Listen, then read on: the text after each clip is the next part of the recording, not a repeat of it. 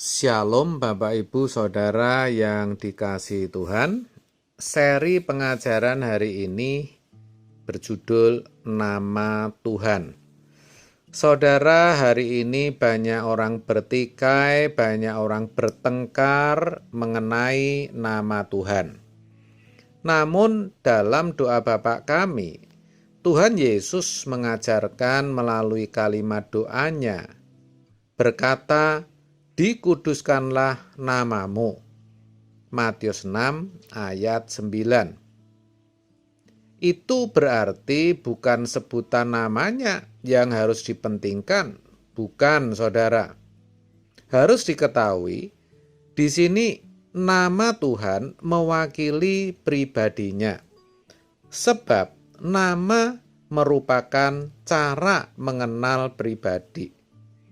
Jadi jika kita berkata dikuduskanlah namamu, nama Tuhan tentunya yang dimaksud, berarti kita harus mengenal pribadinya, termasuk apa yang diinginkan, yang dikehendakinya. Jadi tidak hanya cukup dengan berkata dia agung, dia mulia, dia dahsyat, itu mudah. Tetapi kalau tidak mengerti kehendaknya, tidak mengerti apa yang diinginkannya, ya percuma saudara. Jadi jangan berpikir Tuhan itu seperti anak kecil yang suka dipuji-puji, atau seperti bos yang gila hormat. Kita menguduskan nama Tuhan itu dengan cara mengenal pribadinya. Tidak cukup hanya dengan memuji-mujinya di mulut saja. Filipi 3 ayat 7-8 mengatakan, "Tetapi apa yang dahulu merupakan keuntungan bagiku, sekarang kuanggap rugi karena Kristus.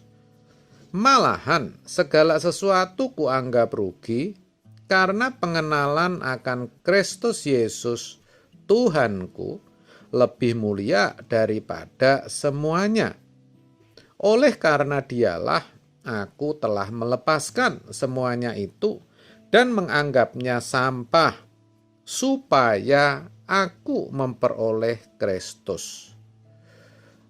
Dari ayat ini kita melihat apa yang dilakukan Paulus, yaitu demi mengenal Tuhan, ia rela melepaskan segala sesuatu, bahkan yang dahulu merupakan keuntungan, akhirnya dianggap sampah. Itu menunjukkan adanya peningkatan dalam upaya mengenal pribadi Tuhan. Jadi, melalui perjalanan waktu, kualitas penyembahan seseorang akan meningkat seiring dengan pengenalannya akan Tuhan. Dengan demikian, jelas pelayanan gereja sejatinya adalah pelayanan kesembuhan jiwa. Maksudnya, agar manusia bisa kembali menempatkan diri sebagai makhluk ciptaan yang benar. Begitu saudara. Untuk itu, kita harus mau berlatih dan belajar meninggikan Tuhan, bukan yang lain. Nah, ini penting saudara, karena kebanyakan kita justru yang kita tinggikan itu diri kita sendiri. Nah, lewat segala peristiwa, kita mengatakan, "Tuhan, aku memilih Engkau. Aku mau belajar mentaati firman-Mu, apapun yang terjadi." Nah, itu yang harus kita kerjakan ketika kita menghadapi berbagai peristiwa kehidupan ini, saudara. Kita menaruh hidup kita kepada Tuhan. Kita harus memilihnya. Kita harus mau belajar mengenalnya, supaya kita bisa menghormati Tuhan sepantasnya.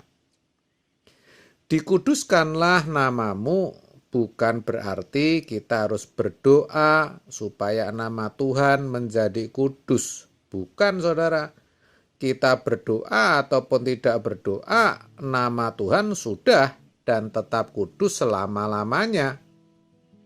Manusialah yang sering kurang ajar terhadap nama itu, main-main, saudara.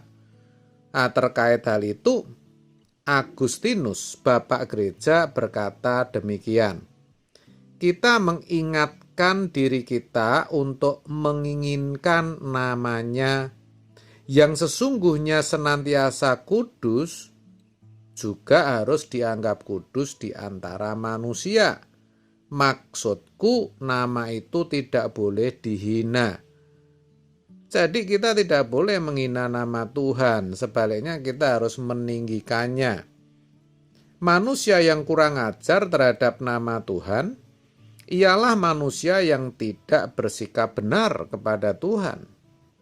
Inilah mereka yang tidak bisa mengatakan dikuduskanlah namamu dalam arti yang sesungguhnya. Maksud saya, tidak pantas mengucapkan dikuduskanlah namamu karena tidak bersikap benar kepada Tuhan. Nah, untuk orang-orang seperti ini, Tuhan tidak ada alasan membawa mereka ke surga. Ya, sebab mereka tidak menguduskan nama Tuhan. Mereka kurang ajar, saudara. Sejatinya mereka mengikuti si iblis yang juga menghina nama Tuhan semesta alam dengan mau meninggikan dan menyamainya.